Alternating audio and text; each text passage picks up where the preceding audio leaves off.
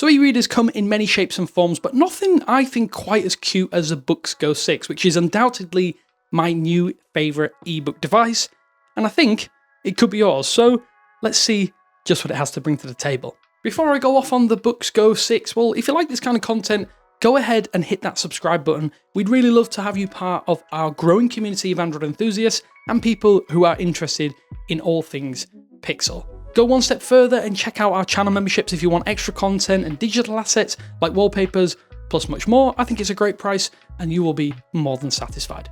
So Onyx has decided with this new model to shrink down the package once again of their regular e-readers to make something more akin to a quick sketch pad than a regular book style reading companion. And I absolutely adore the Go Color 7, which I've used until recently. Go check out that video on the channel and linked down in the description below. Though this smaller, more book-focused gadget has made picking up a new and revered titles that I've read for years and years easier without a second thought. At 146 grams, it adds absolutely nothing to your EDC. Even with the official case, it's still under 300 grams. And coming directly from the Go Color 7, I do think the slimmer chassis has been instantly noticeable to me. I may have jumped the gun on the pocket-friendly title though. Sure, it can technically fit in your pocket, but it's better in a small bag pocket, or even in my case, a sling. It's almost passport-sized, which I think is great for accessibility if you're an avid reader. I did worry that the display on the Boox Go 6 might be a bit too small, but it's genuinely excellent. The Carter 1300 e-ink screen is exceptional. I would like it to get a little bit brighter, but that is coming from someone who is a smartphone-led nitpicker. Honestly, the contrast levels and rich deep blacks means that reading in practically any lighting conditions is pretty much a cinch. And at 300 ppi, the 1448 by 1072 pixel screen handles books without really breaking a sweat. Things look great, albeit with a little ghosting when you do start to scroll a stun. You can adjust that with various refresh modes, but it's not all that distracting, especially as this is definitely designed to read books and not a great deal more. There is almost always one consistent problem though with e-readers, and for most people that's going to be performance.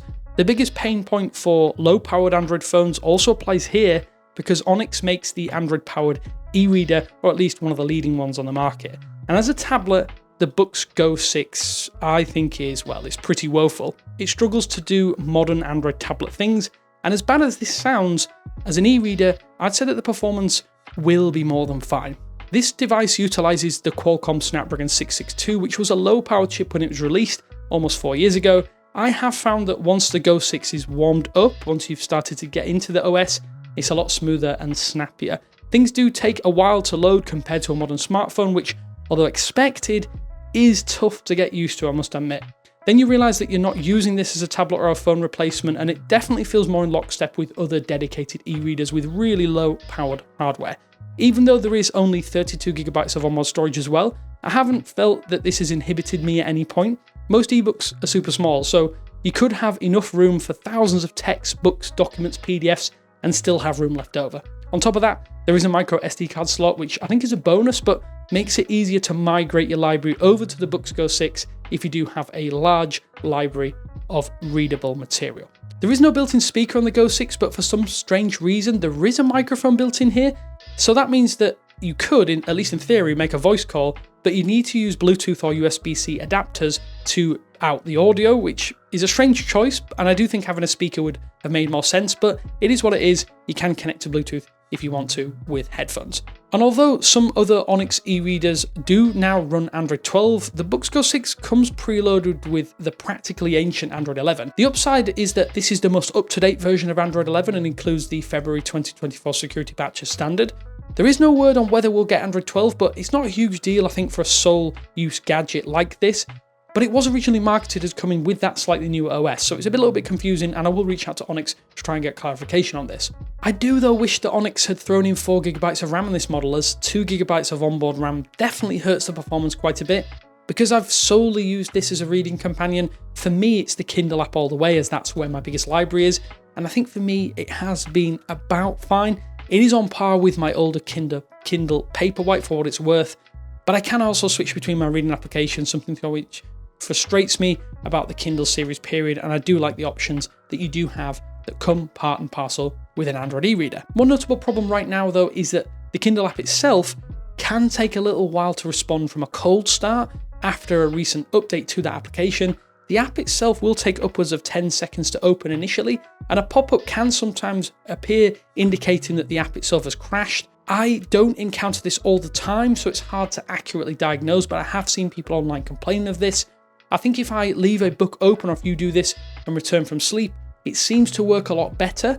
It only appears to affect the Kindle application because other applications like Google Play Books do work as expected and don't have this.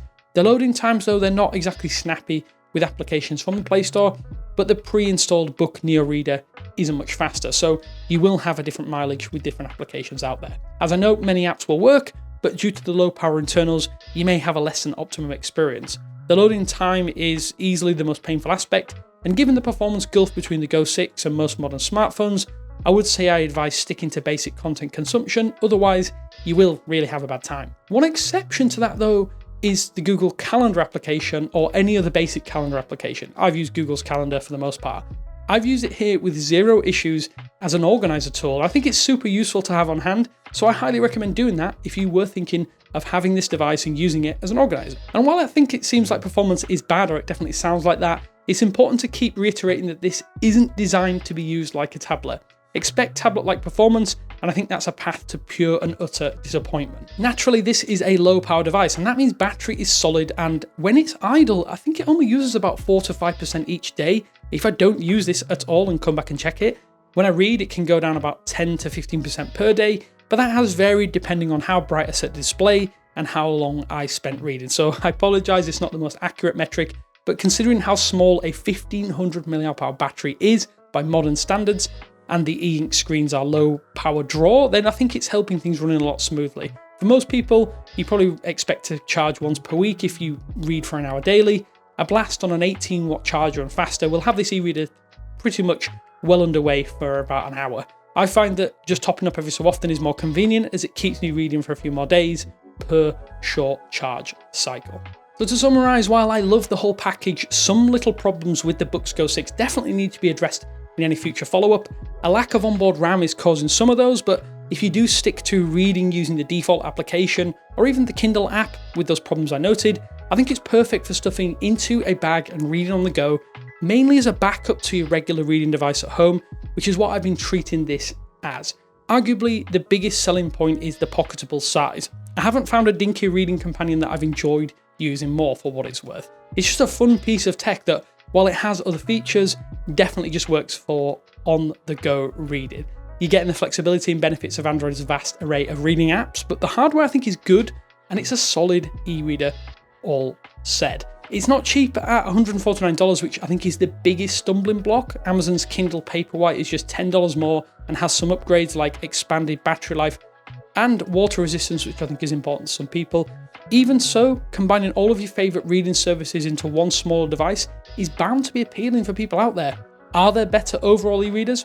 Yes, but there are not many worth it at this size. Luckily, the Boox Go 6 is available if that size appeals to you. I want to ask you, what do you think? Do you use e-readers? Do you want something like this? Let me know down in the comment sections below, and thanks to our channel members on screen now, and then thank you to you for watching, and I will speak to you later.